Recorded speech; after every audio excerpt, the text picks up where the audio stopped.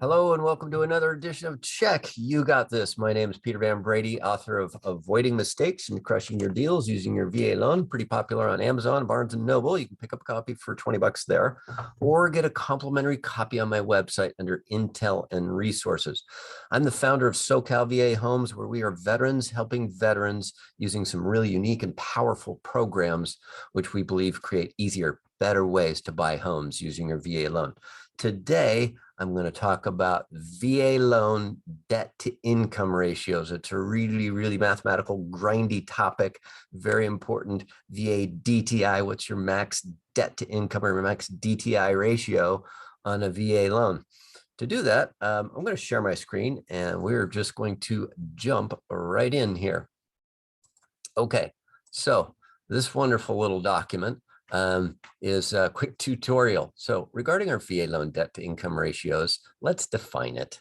Debt to income ratios are your monthly proposed obligations. So when you're creating a maximum loan amount, you're proposing to the underwriter, what are my, what's my maximum loan amount or my maximum proposed payments, in addition to my other obligations, which could be certainly automobile payments, installment payments, and credit card payments and all that kind of stuff. You divide all those proposed obligations by your gross income.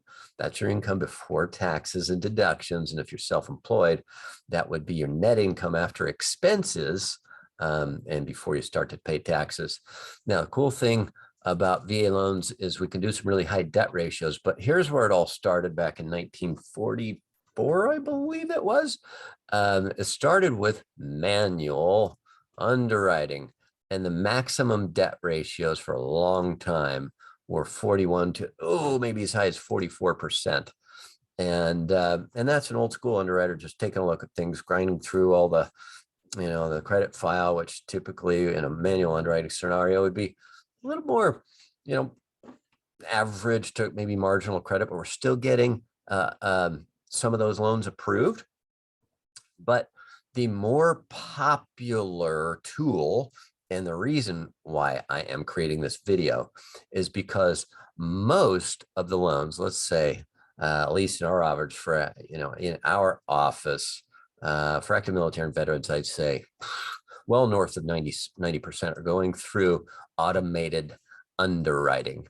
And so I want to show you this little tool here, or a picture of it from Fannie Mae. And that tool is called Desktop Originator, or Desktop Underwriter. And that takes all the credit data from the credit file and all the information that we as loan originators input into our loan processing system. And that means we got to put quality data in there. Otherwise, when it gets to underwriting, they're going to go, you did it wrong, and your loan's not going to get approved. But when loan professionals input all the correct data and we're getting underwriting approvals literally with debt ratios north of 60%, 65%, it's pretty huge. I wanted to show you what the result of a desktop underwriter looks like. It's a 5+ page form known as an approve eligible result. So I'm going to show you a quick image of that here. Let's see, not that one, but we'll find it, not that, but this. Okay, so at the top left, see that DU Underwriting Findings, approve eligible. So this guy, literally got him approved at $2 million. We really didn't need to go that high or any higher, at a debt ratio of 60.28%. And this is the Fannie Mae product, the DU Underwriting Findings, which are an absolute staple and commonplace in the industry. It's not unusual for a loan originator to produce this result and then offer it to especially listing agents who want to see it before they accept the offer. So that's what we're all looking at. This is a very, very important industry document, but in and of itself, it's not going to do the whole job. We've got to, in underwriting VA loans, use this little tool called a residual income analysis. Now, when we're working with loans that have You know, let's say incomes of 4,000 to 6,000 in California, and we've got high debt ratios. We've really got to pay attention to this residual income calculation, because we might be able to get a desktop underwriter approval and 65% debt ratios are okay, but they won't meet the residual income requirements. And that is a reason, automatic reason for declination. So the way this works is we take a proposed VA loan, you know, amount, which presumably would be the purchase price, and the whole housing PITA payment, any other liabilities here, which would be credit cards and whatnot. Then we add a housing expense here, which is 14 cents per square foot. And then we take out the other tax deductions and whatnot from the paychecks. So what it's doing is it's saying, here's your PITI and your other expenses, your housing expense for maintenance, all of your expenses from your gross income. There's got to be something left, because if there isn't, you can't eat. And if you can't eat, we're not going to approve your loan. And you can see there are different regions. There's 4 different regions in the country, if I remember correctly. Yeah, there's 4 regions in the country, and this is I'm showing all the states. And the number of members in the household also factors into this residual income requirement. In this case, it's only one individual. And you can see that the actual residual income required is $511.69. Excuse me, that's the actual residual income, but required is only $491. So in this case, this particular person just barely got their chin over the bar. If they had had another housing member, or they're buying a higher, bigger house, that's going to affect the residual income calculation. The loan will get declined. So this is a really important element to VA underwriting. Something else I wanted to show you on our website. This is our affordability calculator, and it has debt ratio and max debt ratio elements to it. So let's give us a new example here. Let's say that we're making 80,000 a year, annual income, 80 grand. Okay, so in this instance,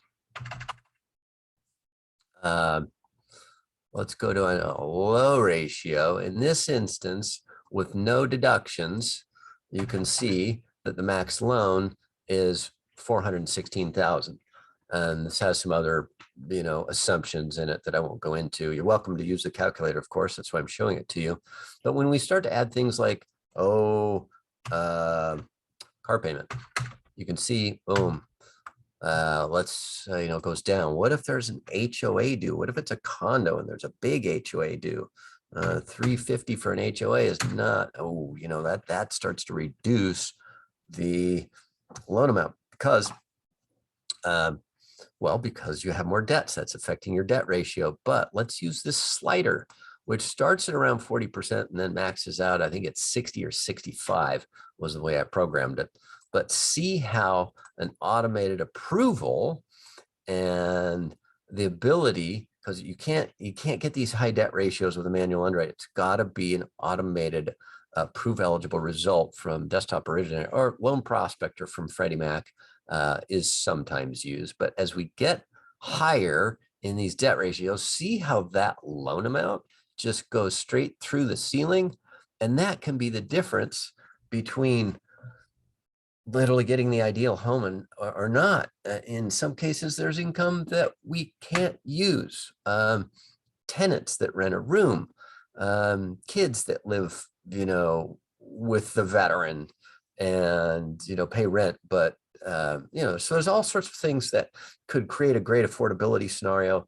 But in this case, or in a circumstances, wouldn't allow a loan to get approved. But in this case, we've got the ability to do these high debt ratios based on the actual borrower and co-borrower, and that's a huge win. Okay, so if you are on YouTube, subscribe to our channel, comment on the video if you'd like. If you're on the website, and you're still curious about other topics, go to the top of the website. Intel and Resources is a great tool. That's where you're going to find this affordability calculator.